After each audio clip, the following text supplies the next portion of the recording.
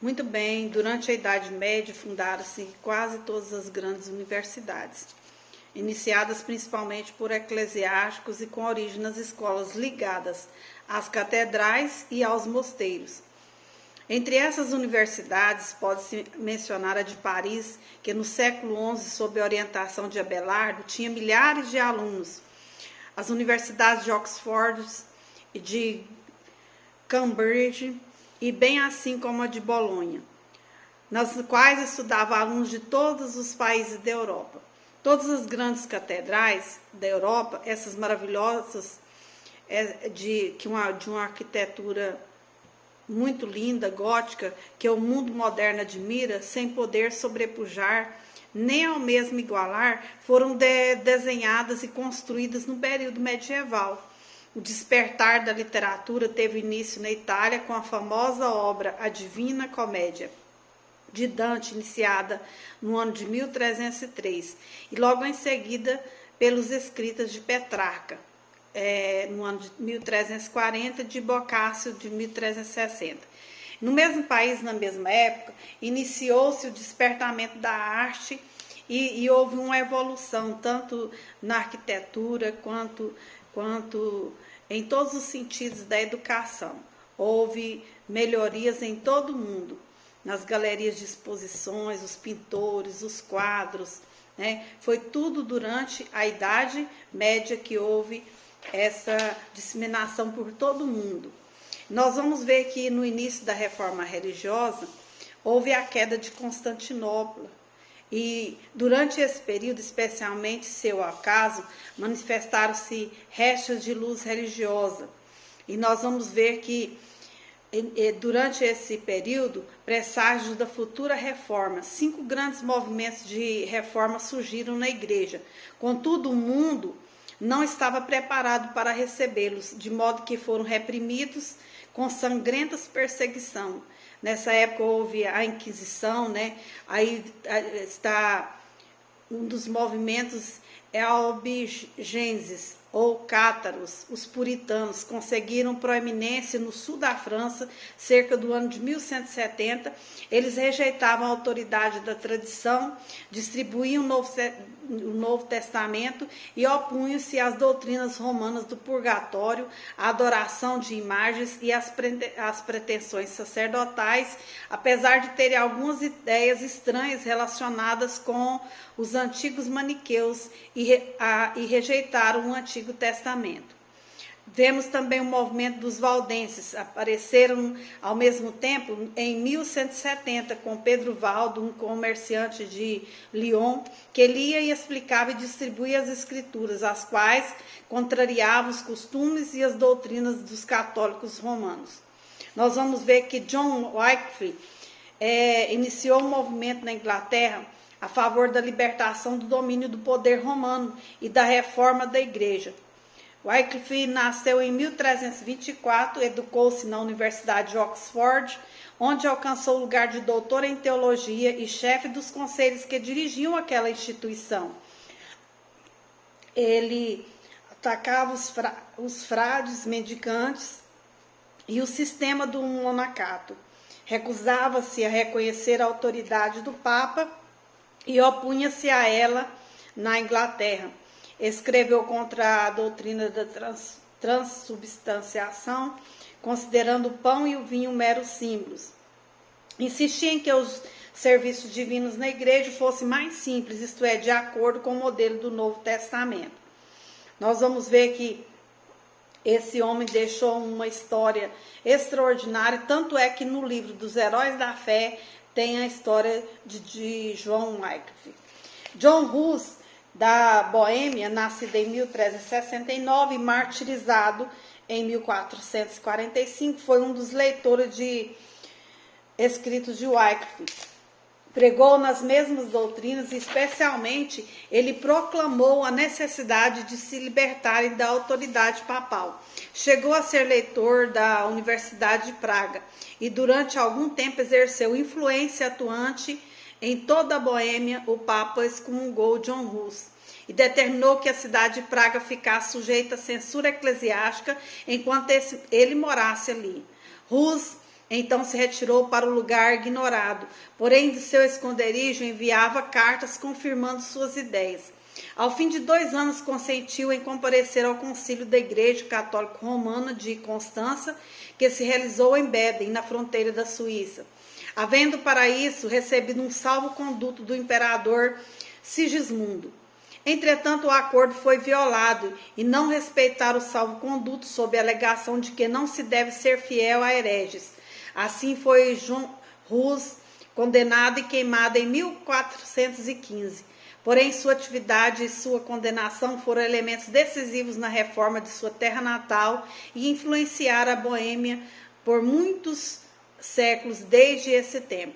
Então, foi esse John Hus aqui que profetizou com respeito à vida de Martim Lutero. Ele disse, quando ele foi sentenciado para a fogueira, quando estava sendo queimado, ele disse: hoje vocês estão matando um ganso, porque Hus em alemão significa ganso, mas daqui uns tempos Deus vai suscitar um cisne na qual vocês não poderão detê-lo, né?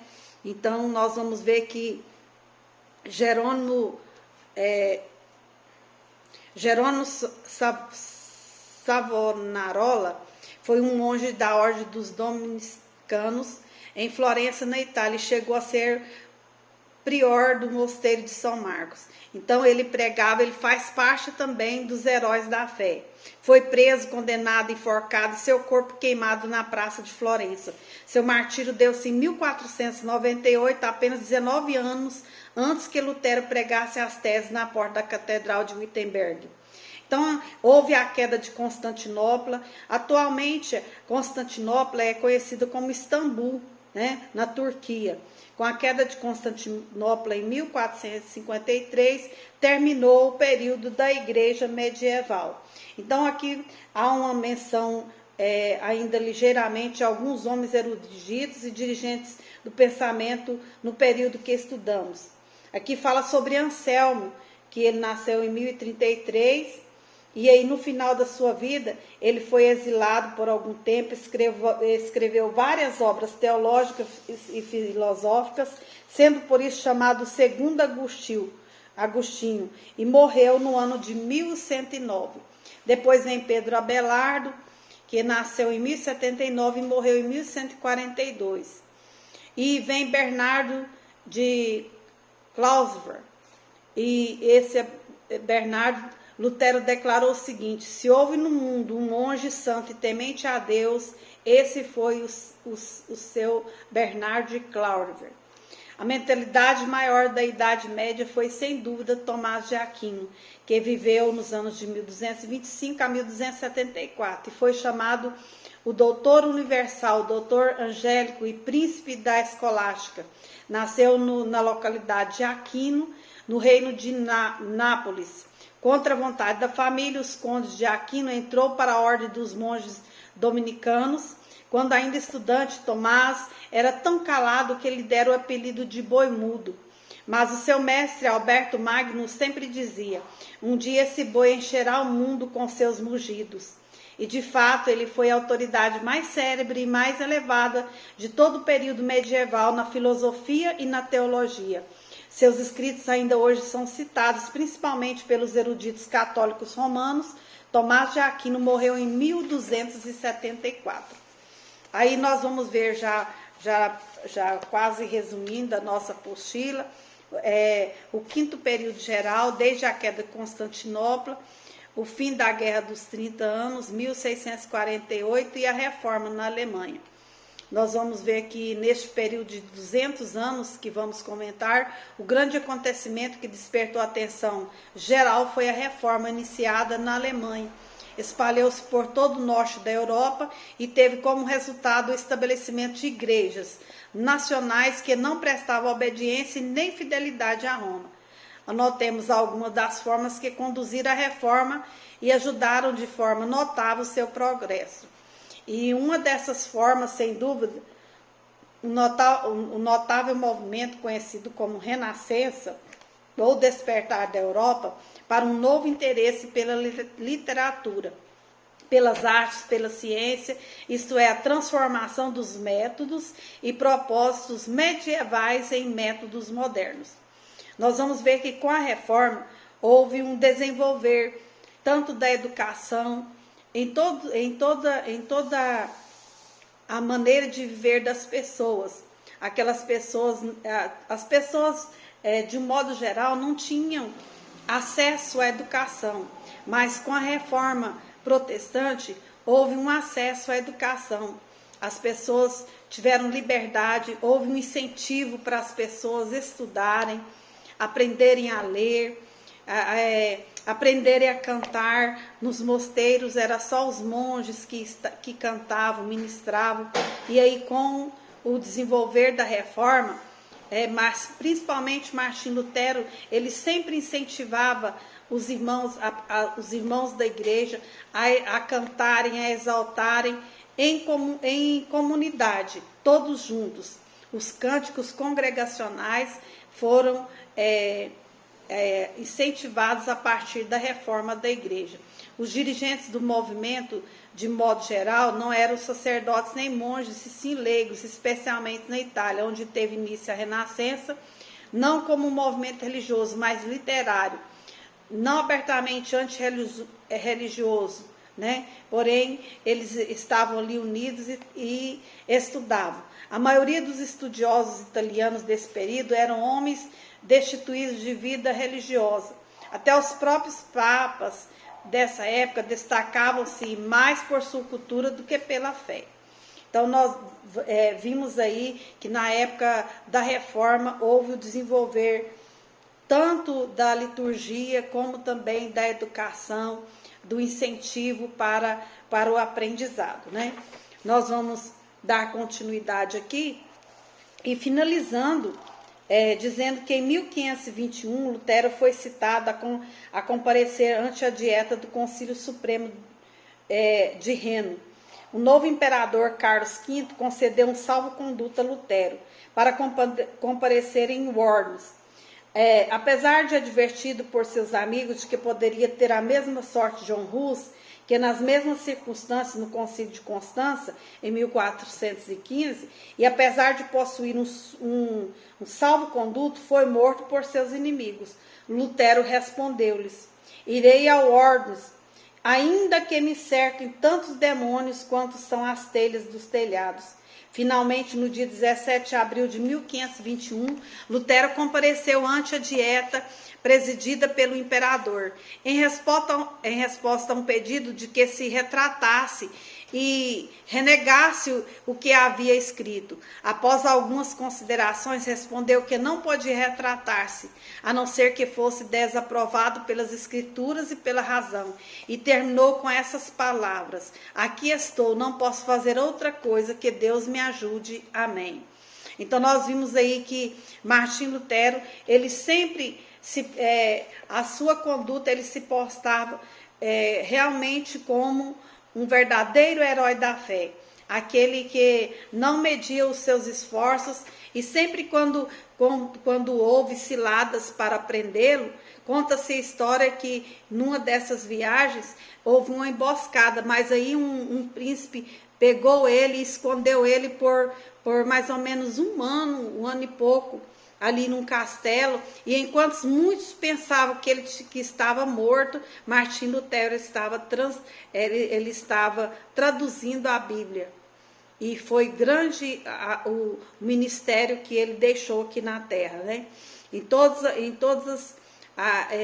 Quando a gente vai ler os heróis da fé, todos esses que viveram os ideais de Deus para suas vidas, muitos deles deram as suas vidas por amor a esse ideal, né, que era a obra de Deus. Houve a reforma na Alemanha, a reforma na Suíça, despontou independentemente. Nós vimos que houve a reforma também na França e foi passando para os Países Baixos. E nós vamos ver que um dos dirigentes da reforma na Inglaterra, ele traduziu o Testamento para a língua mater, a primeira versão em inglês depois da invenção da imprensa. Essa tradução, mais do que qualquer modelou todas as traduções a partir daí. E é interessante que Deus, ele tem sempre, em todas as épocas, aí houve a imprensa, os livros começaram a ser confeccionados, né? E houve pelo mundo inteiro um desenvolvimento muito grande da educação. Tudo isso porque Deus, em todo tempo, ele trabalha com as pessoas. Aí nós vamos ver que na Escócia a reforma teve progresso muito lento, pois a igreja e o Estado eram governados pela mão férrea do cardeal Beaton e da Rainha Maria de Guise, mãe da Rainha Maria da Escócia.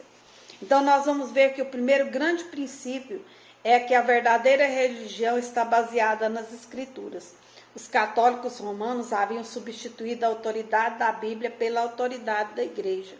Ensinavam que a igreja era infalível e que a autoridade da Bíblia procedia da autorização da igreja. Proibiam a leitura das Escrituras aos leigos e opunham obstáculos à sua tradução na linguagem usada pelo povo.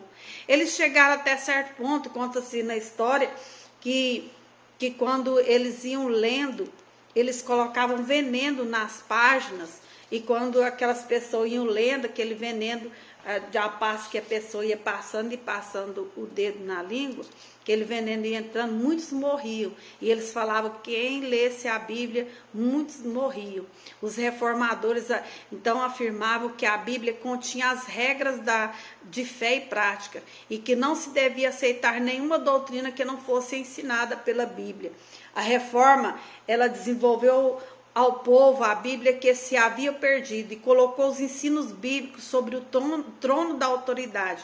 Foi pela atitude dos reformadores e através dos países protestantes que a Bíblia conseguiu a circulação que hoje tem, a qual se conta aos milhões anualmente. Hoje nós temos a liberdade no nosso país, muitos de nós temos várias traduções de Bíblias, vários comentários de Bíblia. Então vamos aproveitar, vamos estudar, vamos dedicar o nosso tempo para o aprendizado da palavra de Deus. Muitas pessoas, como John Wesley, na sua bibliografia, a gente vai ler nesse livro aqui, eu até quero sugerir o livro Heróis da Fé. É muito linda a história. Quem ainda não leu, leia. Conta-se a história que John Wesley escreveu mais de 200 e tantos livros, lia muito, andando a cavalo, enquanto estava andando a cavalo, estava lendo, não perdia tempo. Então vamos também dar valor a esse tempo que nós temos.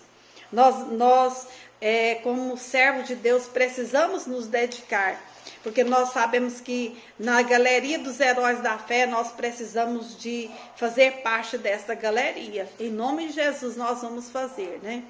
E aí, para finalizar, nós vamos ver que já no ano de 1521, na Dieta de Worms, em 18 de abril de 1521, que Lutero deu a sua célebre resposta ao regressar ao lar, corria o perigo de ser assassinado por seus inimigos.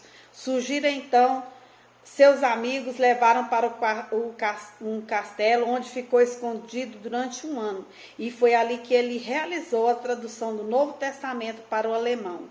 Então nós vamos ver que a partir desse momento, aí vem também João Calvino, o maior teólogo do cristianismo depois de Agostinho, bispo de Hipona, nasceu em Noio, França, ano de julho de 1509, e morreu em Genebra, na Suíça, né? Em 1564. E houve vários outros. John Knox, também, que conta a história dele nos Heróis da Fé, foi o fundador da igreja escocesa, e muito justamente o chamaram de pai da Escócia, né? Esse John Knox tem umas frases extraordinárias sobre a vida dele, né? Ele já em 1559, Knox voltou à Escócia e logo a seguir tornou-se dirigente quase absoluto da reforma em seu país. Então conseguiu, com fé, colocar em ordem a palavra de Deus. nós vamos ver aqui que entre os grandes homens do período importante que estamos comentando, pelo menos 2 nomes devem ser citados dos que se destacaram entre os católicos. Um desses homens foi Inácio de Loyola, espanhol, que nasceu em 1491 ou 1495, descendente de uma família nobre no castelo de Loyola, do qual tomou o nome. Até a idade de 26 anos, Loyola foi soldado valente, embora dissoluto. Entretanto, após um grave ferimento e passar por longa enfermidade, dedicou-se ao serviço da igreja. E no ano de 1534, fundou a Sociedade de Jesus, geralmente conhecida como os jesuítas, a instituição mais poderosa dos tempos modernos para a promoção da Igreja Católica Romana. Nós vamos ver que houve também São Francisco Xavier, que nasceu em 1506, na seção espanhola de Navalta, que nessa época era um reino independente em ambos os lados dos Pirineus. Foi os primeiros membros da Sociedade de Jesus e teve o seu cargo Departamento de Missões Estrangeiras. No final, Xavier demonstrou espírito manso, tolerante, generoso, e isso contribuiu para que a sua memória seja estimada, tanto por católicos como também pelos protestantes. E para finalizar, vem o movimento puritano, continuação da reforma, o movimento wesleyano, né, que foi com John Wesley na Inglaterra, e esse movimento se deu de uma forma extraordinária, com a leitura da palavra de Deus, com a oração, com a dedicação desses homens de Deus, né? E nós sabemos que tudo começou na vida de John Wesley, quando sua mãe, Susan Wesley, que tirava todo o tempo para educar os seus filhos. Ela teve 19 filhos e vários deles se tornaram pastores, mulheres de pastores. E foi uma coisa extraordinária. Tudo começou com a vida de oração, com a vida de leitura da palavra, de embardar a palavra de Deus no coração, né? E para finalizar, a igreja moderna. A igreja moderna é o movimento moderno, o movimento missionário moderno, os dirigentes do período, a igreja do século 21. Nós vamos ver que existe a história de John Wesley, Jonathan Edwards, a história de Guilherme Carey, foi o fundador das missões modernas e já foi retratada e dispensa repetição, seu monumento e vestígio de sistema de pregação e educação missionária que está transformando o mundo pagão. Então, Guilherme Carey ele é fundador das missões modernas. Foi um homem que fez um trabalho extraordinário de missões enquanto viveu aqui na Terra. Então, nós devemos de sempre seguir as pisadas destes homens, mulheres que fizeram a diferença no decorrer das suas vidas. Nós vamos ver que no final da nossa apostila aí, as principais igrejas pentecostais no Brasil são Assembleia de Deus, Congregação Cristã no Brasil, Igreja do Evangelho Quadrangular, o Brasil para Cristo, Deus é Amor. Vem as igrejas pentecostais, né? Depois vem as neopentecostais, né? Que é a Universal do Reino de Deus, fundada por Edir Macedo. A Igreja Internacional da Graça de Deus, fundada por Romildo R. Soares, que a gente é conhecido como R.R. Soares, né? O nome dele é Romildo R.R. Soares. Sara Nossa Terra, fundada por Robson Rodovalho, e Renascer em Cristo. Então vamos estar sempre fazendo a obra do Senhor com alegria. E termino a nossa aula dizendo o seguinte: se recebemos um legado tão bonito, se recebemos um legado tão rico, precisamos passar essa tocha para a próxima geração. Vamos fazer a diferença. Vamos fazer uma história bonita, para que a Bíblia diz que o justo ficará em memória eterna. Então vamos fazer esta diferença. Vamos confiar que o Senhor está conosco. E não vamos às vezes nos encurvarmos diante da situação, mas em todos os tempos que as pessoas possam olhar para nós e ver Jesus. Em todas as épocas, em tudo que nós formos fazer, nós possamos ser exemplo dos fiéis, para louvor e glória do nome do Senhor. Que Deus abençoe a cada um abraço, e a cada um esteja abençoado, protegido, guardado pelo Senhor, em nome de Jesus. Eu quero fazer uma oração de gratidão a Deus por finalizando mais uma apostila. Obrigado, Senhor, pela comunhão, pela paz, pela vida de cada um dos nossos alunos da FATAD, pela vida do pastor Roberto, nosso coordenador, pela vida do nosso pastora Taú. E, Senhor, que realmente nós possamos fazer uma história bonita, que realmente, Senhor, o Senhor seja glorificado através das nossas vidas, ó Pai. Porque é o Senhor que adestra as nossas mãos para a batalha, os nossos dedos para a guerra. Senhor, nós te pedimos que realmente nesses dias difíceis que nós estamos vivendo, que a boa mão seja sobre a nossa vida, sobre a nossa casa, sobre a nossa família, dando a proteção, a provisão, a salvação, ó Deus, porque nós confiamos em Ti. Nós fazemos menção do Seu nome, Senhor. Amém. Deus abençoe a cada um. Fiquem com Deus.